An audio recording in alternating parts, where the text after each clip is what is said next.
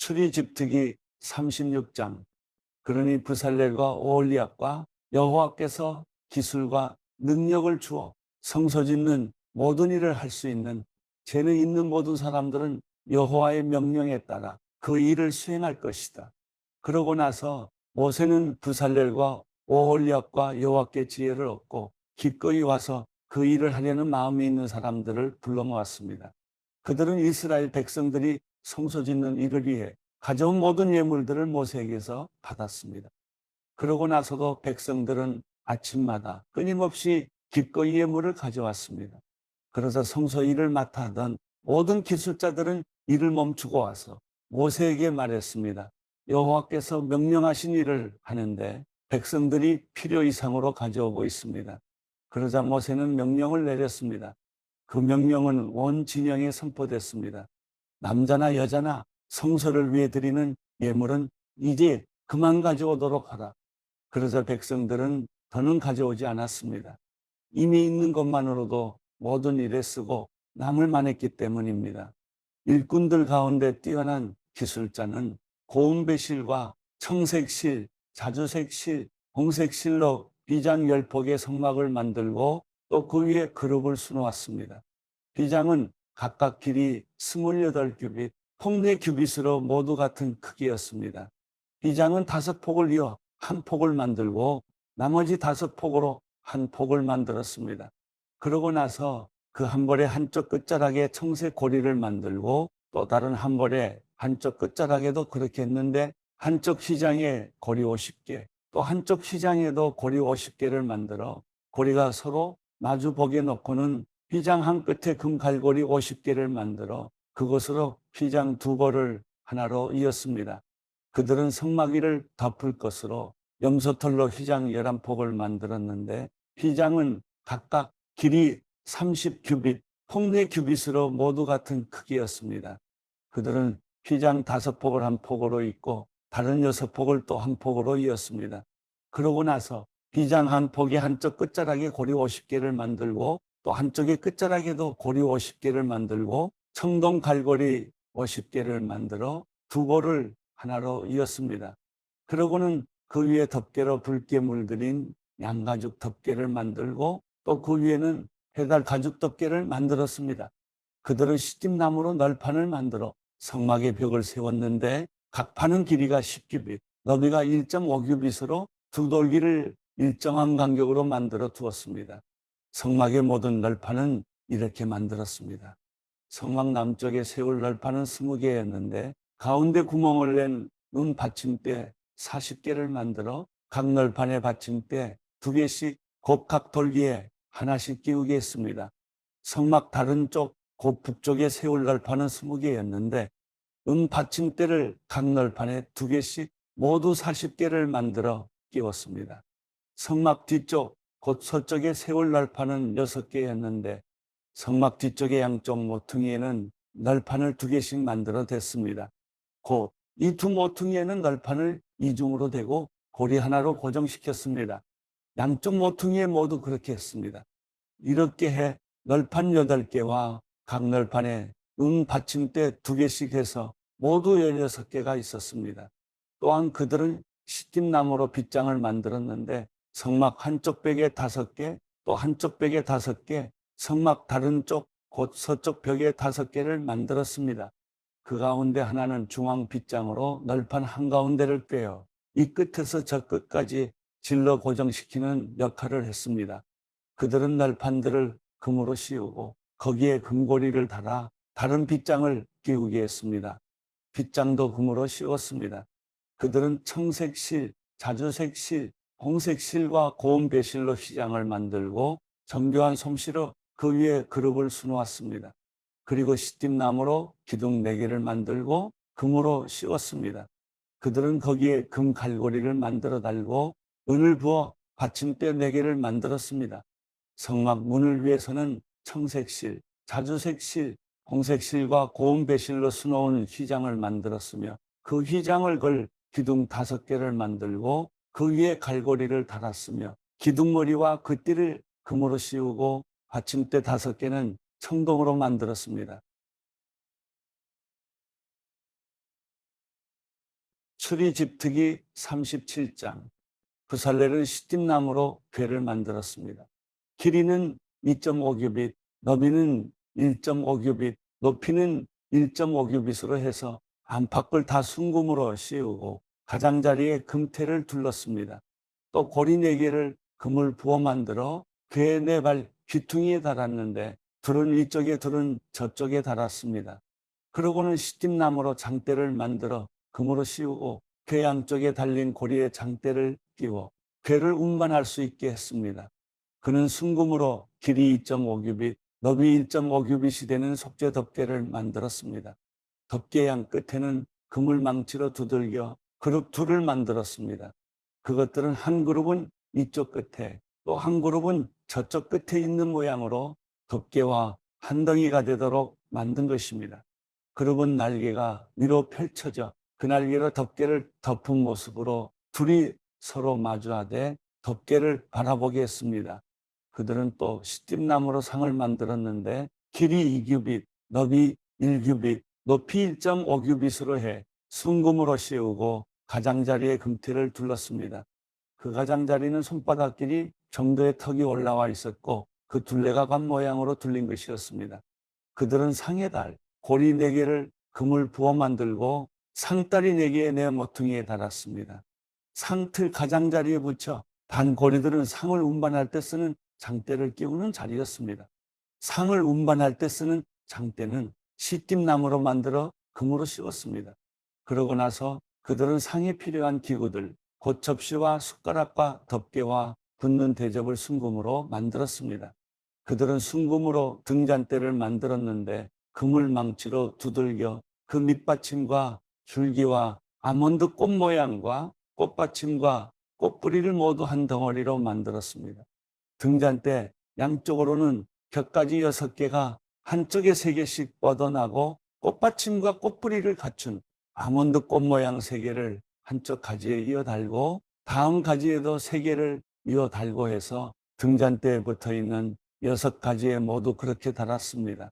등잔대 가운데 줄기에는 꽃받침과 꽃뿌리를 갖춘 아몬드 꽃 모양 4개를 달았는데 그중 맨 밑에 꽃받침 하나에서 가지 2개가 양쪽으로 뻗어나오고 바로 위 꽃받침에서 가지 2개가 또 그 위 꽃에서 가지 2개가 뻗어나와 6가지 모두 그 가운데 줄기 꽃들에서 나오는 모양이 되게 했습니다.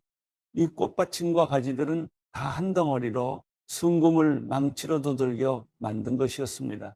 그들은 등잔대에 등을 7개 만들고 불 끄는 집게와 그 접시도 순금으로 만들었습니다.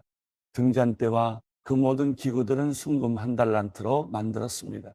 그들은 시띠나무로 분향제단을 만들었습니다. 그것은 길이 1규빗, 너비 1규빗의 정사각형으로 높이는 2규빗이었고 그 뿔들과 한 덩어리로 만들었습니다. 제단 윗면과 사방 옆면은 모두 순금으로 씌우고 주위에 금테를 둘렀습니다. 금테 아래쪽에 2개의 금고리를 만들었는데 양옆 귀퉁이에 2개를 만들어 장대를 끼워 제단을 운반할 수 있게 했습니다. 장대는 시띠나무로 만들어 금으로 씌웠습니다. 그들은 또한 기름 부을 때 쓰는 거룩한 기름과 순수한 향을 향 제조법에 따라 만들었습니다. 누가복음 8장. 그 후에 예수께서는 여러 마을과 고을을 두루 다니시며 하나님 나라의 복음을 선포하셨습니다. 12 제자들도 예수와 함께 동행했습니다. 악한 영과 질병으로부터 고침받은 여자들도 예수와 함께 했습니다. 이들은 7 귀신이 떠나간 막달라 마리아였고 헤롯의 청지기인 구사의 아내 요한나 또 수산나와 그 밖에 많은 여인들이었습니다. 이들은 자신들의 재산으로 예수의 일행을 섬겼습니다. 많은 무리가 모여들고 각 마을에서 사람들이 예수께로 나오니 예수께서 그들에게 비유를 통해 말씀하셨습니다. 씨 뿌리는 사람이 씨를 뿌리러 나갔다. 그가 씨를 뿌리자 그중 어떤 씨는 길가에 떨어져 사람들에게 밟히고 하늘의 새들에게 다 먹혀버렸다. 어떤 씨는 바위 위에 떨어졌는데 싹이 돋았지만 물기가 없어서 곧 시들어버리고 말았다. 어떤 씨는 가시덤불 속에 떨어졌는데 가시덤불이 함께 자라서 그 기운을 막아버렸다. 또 다른 씨는 좋은 땅에 떨어져 자라나 100배나 많은 열매를 맺었다. 예수께서 말씀을 마치고 큰 소리로 외치셨습니다. 들을 귀 있는 사람은 들으라. 제자들은 예수께 이 비유가 무엇을 뜻하는지 물었습니다. 예수께서 말씀하셨습니다. 너희에게는 하나님 나라의 비밀을 알게 해주었다. 그러나 내가 다른 사람들에게는 비유로 말했다. 이것은 그들이 보아도 보지 못하고 들어도 깨닫지 못하게 하려는 것이다. 비유의 뜻은 이와 같다. 씨는 하나님의 말씀이다. 길가에 떨어진 것은 하나님의 말씀을 들었으나 마귀가 와서 그 마음에서 말씀을 빼앗아가는 바람에 믿지 못하고 구원받지 못하는 사람들이다. 바위 위에 떨어진 것은 하나님의 말씀을 듣고 기쁘게 받아들이지만 뿌리가 없어 잠시 동안 믿다가 시련이 닥치면 곧 넘어지는 사람들이다. 가시밭에 떨어진 것은 하나님의 말씀을 들었으나 이 세상의 걱정과 부와 쾌락에 사로잡혀서 자라지 못하고 온전한 열매를 맺지 못하는 사람들이다. 그러나 좋은 땅에 떨어진 것은 착하고 좋은 마음으로 하나님의 말씀을 들은 뒤 그 말씀을 굳게 간직하고 인내해 좋은 열매를 맺는 사람들이다. 등불을 켜서 그릇으로 덮거나 침대 밑에 두는 사람은 아무도 없다. 오히려 등불은 들어오는 사람들이 볼 수 있도록 등잔대 위에 두는 것이다. 숨겨둔 것은 드러나고 감춰둔 것은 알려지게 마련이다. 그러므로 너희는 내 말을 조심해서 들으라. 가진 사람은 더 받고 가지지 못한 사람은 가진 줄로 생각하는 것조차 빼앗길 것이다. 예수의 어머니와 형제들이 예수께로 왔으나 많은 사람들 때문에 예수께 가까이 갈 수가 없었습니다. 그래서 사람들이 예수께 말했습니다. 선생님의 어머니와 형제들이 선생님을 만나려고 밖에 서 있습니다. 예수께서 대답하셨습니다. 하나님의 말씀을 듣고 실천하는 사람이 바로 내 어머니, 내 형제들이다. 하루는 예수께서 제자들에게 말씀하셨습니다. 호수 저편으로 가자. 그래서 그들은 배에 올라타고 떠났습니다. 그들이 배를 저어가는 동안 예수께서는 잠이 드셨습니다. 그때 호수에 사나운 바람이 불어오더니 배에 물이 들이쳐 매우 위험한 상황이 됐습니다. 제자들이 가서 예수를 깨우며 말했습니다. 선생님, 선생님, 우리가 모두 빠져 죽게 생겼습니다. 그러자 예수께서 일어나 바람과 파도를 꾸짖으시니 폭풍이 멈추고 호수가 다시 잔잔해졌습니다. 예수께서 제자들에게 말씀하셨습니다. 너희의 믿음이 어디에 있느냐? 제자들은 두려움과 놀라움 속에서 서로 말했습니다. 이분이 도대체 누구시기에 바람과 물을 허용하시니 바람과 물조차도 이분께 복종하는가? 예수의 일행은 갈릴리 호수 건너편 거라사 지방으로 배를 저어갔습니다. 예수께서 배에서 내리시자 그 마을에 사는 귀신 들린 사람과 마주치셨습니다. 그는 옷도 입지 않은 채 집이 아닌 무덤에서 산지 벌써 오래된 사람이었습니다. 그가 예수를 보자 소리를 지르며 예수의 발 앞에 엎드려 지극히 높으신 하나님의 아들 예수여, 내가 당신과 무슨 상관이 있습니까? 제발 저를 괴롭히지 마십시오 라고 찢어질 듯 큰 소리로 외쳤습니다. 이는 예수께서 그 사람에게서 나가라고 더러운 영에게 명령하셨기 때문입니다.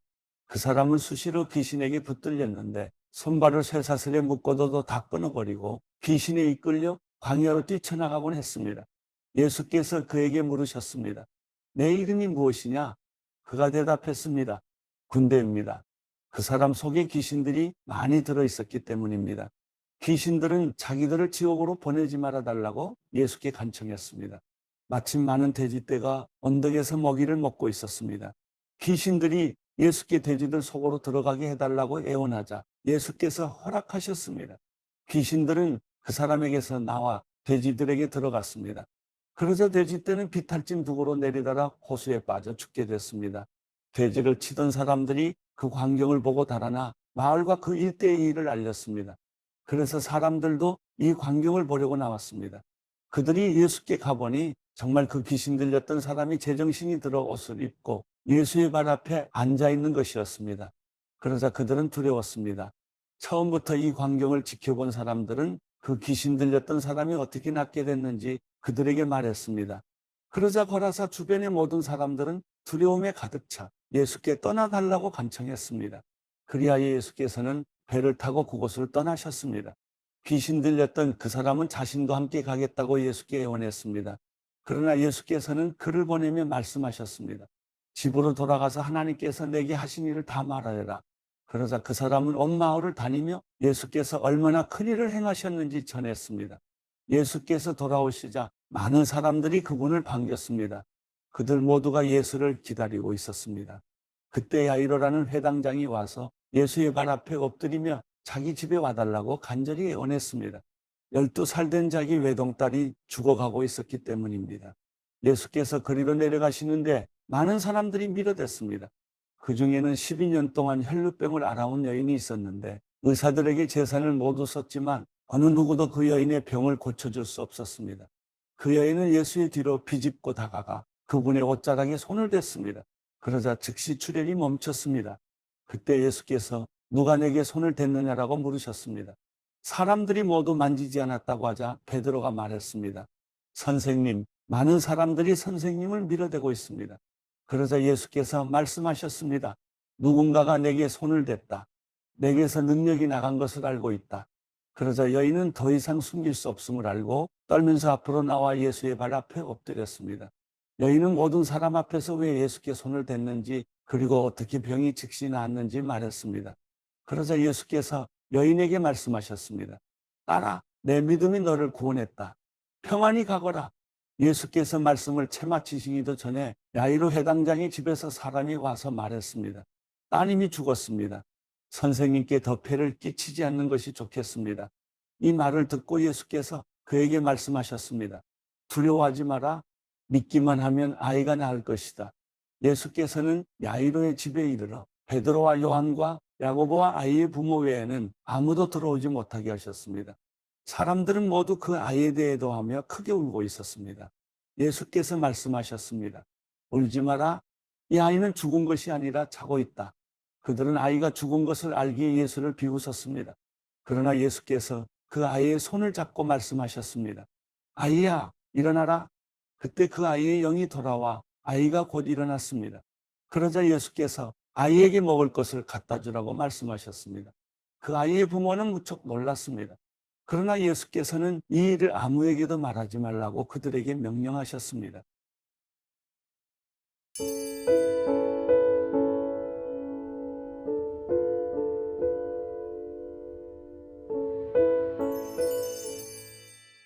시편 49편 너희 모든 백성들아 이 말을 들으라. 이 세상에 사는 모든 사람들아 귀를 기울이라. 낮은 사람이나 높은 사람이나 부자나 가난한 사람이나 할 것 없이 다 들으라. 내 입이 지혜의 말을 할 것이고 내 마음의 묵상으로 꿰뚫어 알게 되리라. 내가 귀 기울여 잠언을 듣겠고 하프를 켜면서 내 수수께끼를 풀리라. 재난의 날이 다가올 때 내 발꿈치의 범죄가 나를 둘러쌀 때를 내가 왜 두려워하겠는가. 자기 부를 의지하는 사람들은 돈이 많은 것을 자랑하지만 그 가운데 어느 누구도 결코 자기 형제를 구원하지 못하고 형제를 위해 하나님께 대속할 재물을 바치지 못하리라. 영혼을 대속하는 것은 너무나 엄청난 일이어서 어떤 값이라도 충분하지 않으니 썩는 것을 보지 않고 영원히 살게 할 수는 없도다. 어리석은 사람이나 우둔한 사람들이 죽는 것 같이 지혜로운 사람들도 죽고 그들의 재산은 결국 남에게 남기고 가는 것이다. 그들이 속으로는 자기 집이 영원히 남고 그 거처가 대대로 있을 것이라며 그 땅도 자기들 이름을 따서 붙이지만 제 아무리 명예가 있다 해도 사람이란 오래가지 못하고 죽게 돼 있는 짐승과 다를 것이 없다. 이것이 바로 어리석은 사람들의 운명이니 오직 그들의 자손이 그들의 말을 증명하리라. 셀라, 그들은 양과 같이 무덤 안에 누워 있으니 죽음이 그들을 다스리리라. 아침이면 정직한 사람들이 그들을 다스릴 것이요 그들의 아름다움은 무덤에서 사라져 그 흔적조차 없어지겠으나 오직 하나님께서 내 영혼을 무덤의 권세에서 구원하시고 나를 받아주시리라. 셀라, 누가 부자가 돼 그 집이 점점 더 화려해져 간다고 해도 두려워할 것이 없도다. 죽을 때는 아무것도 가져가지 못하고 그 화려함이 그를 따라 내려가지 못하리라. 그가 사는 동안에는 스스로 복이 있다 여기고 그가 잘 돼서 사람들의 칭찬을 받을지라도 결국에는 자기 선조들에게로 돌아가 빛을 보지 못할 게 뻔하도다. 제 아무리 명예가 있다 해도 깨닫지 못하는 사람은 쓰러지고 마는 짐승과 다를 게 없다.